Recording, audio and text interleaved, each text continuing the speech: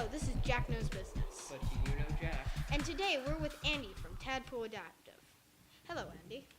I'm really, really happy to be on your show. I'm a big fan. Thank you. So the first thing we're going to talk about is the beliefs of your company. What did you set out to do when you started thinking about this company?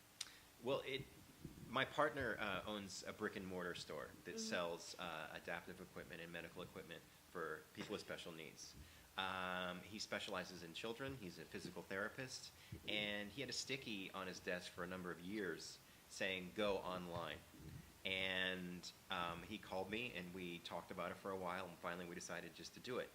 And the problem is that it's really complicated for parents to find the equipment that their kids need. It's hard to get information.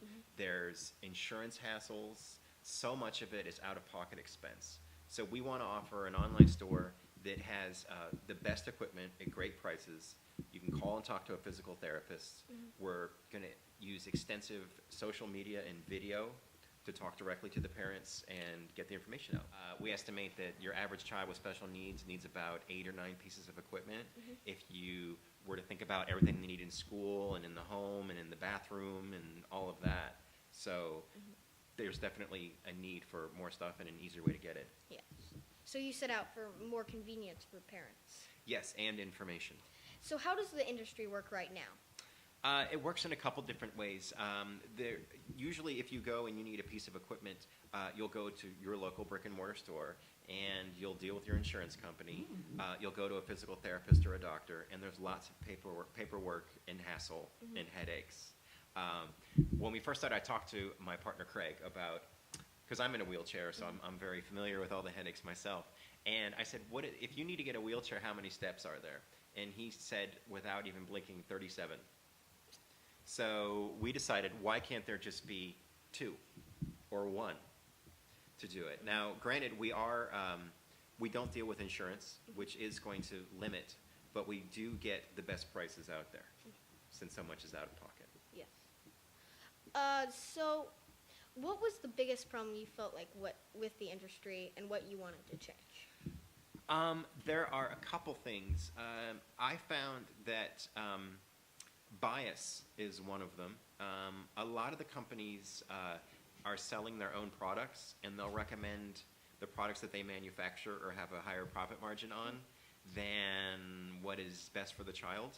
I just spoke to a mother last week, and she reiterated that point and said that I want to get this specific wheelchair for my kid, but my local supplier wants to put me in the one that they represent. So that's one of the problems. The other big problem is that for any parent, raising a child is difficult and challenging, but if you have a special needs child, it's even more so. So getting the information, finding out how these products work. Does it fold up? How does it fit in the trunk of a car? Can I use it at school? Does it have multiple uses? Why is one product better than the next product? That's really what we want to do. We want to have good information on our site, and we also want to have call, email, text, whatever, and talk to someone and get your answers. So you're in a wheelchair. What has your experiences been with the equipment? I was 17 years old when my accident happened, and it was very, very bad. In the beginning, equipment was horrible. I had to deal with the local place, and it was a comedy of errors. Everything was wrong. I got the wrong wheelchair. The size was wrong. I had this giant yellow wheelchair that was like this banana Cadillac thing, and really hard to move around. It was depressing. Couldn't fit through doors, and I was just thinking, is this what my life is going to be like? And when I finally talked to the right person, and a lot of times it was actually talking to other people in wheelchairs and people who had been through it and got the right wheelchair, simplified it. My whole philosophy with disability is less is more. If you can find that right piece of equipment that works well, it's really life-changing. It's so much freedom and such a big difference. So your business is completely online. So what kind of software did you use, and were there any struggles you had while making the business? Well, like any startup, of course. But we have very, very clear goals of what we want. And like I said earlier, keeping it simple. And Craig, my partner, has owned the largest brick and mortar store that sells medical equipment in the Cincinnati area for about 10 years. So he knows the equipment and the hassles. So it was easy to carry over those existing contracts and relationships with those companies, and then develop an online store. And that's more my area of expertise. I'm kind of a nerd, and I know a lot about that. We studied all of the stores and how they work, functionality, and chose a really good company that we're working with, and then hired designers, and we spent probably 3 weeks just developing our categories. Okay. So what are some of the specific software you use to create your company? I love talking about this. I would say, actually, one of the most instrumental pieces of software that we've used is Google Docs. Google Docs. That, which is free. Actually, all the best software we've used has been free. We actually haven't spent a lot of money on software. Google Docs, because we have people working with us from all over the country and actually all over the world. And being able to edit documents and share quickly has been really, really good. As far as web development, use the standard Dreamweaver, Photoshop, Illustrator, all of that. And let me see. And then for our cart software, we chose a company called BigCommerce.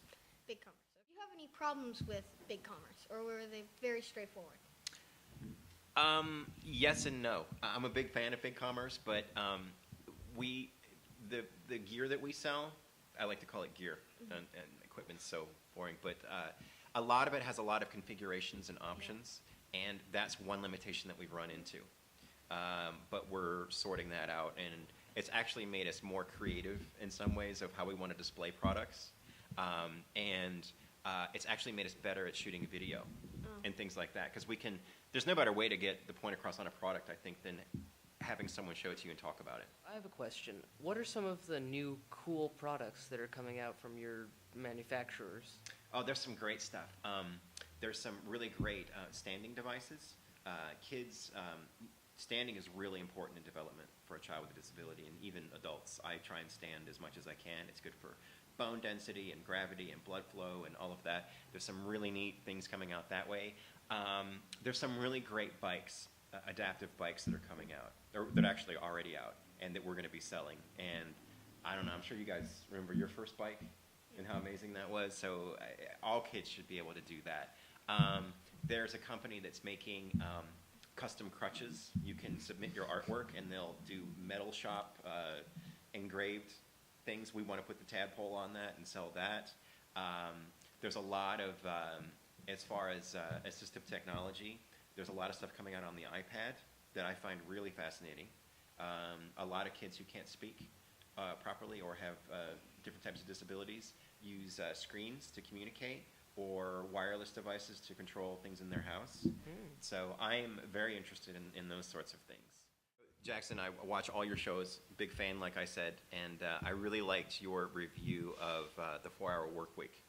I think that's a great book, but I know that when we talked, I told you I just read a book called Rework. Yes, Rework. And I'd like to recommend that to you. Okay, so yes, this is Rework.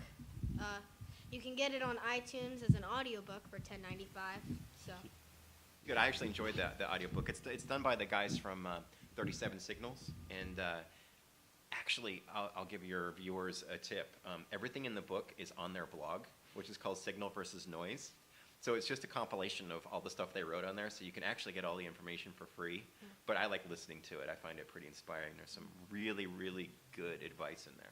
Okay, so if you had to have one rule for your company, one thing that was like the biggest thing, what would it be? Keep it simple. Keep it simple.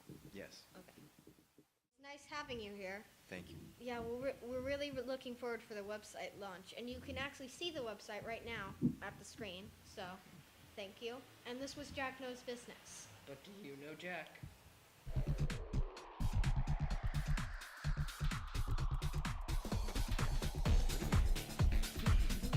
You're starting to really get into those hand motions, John.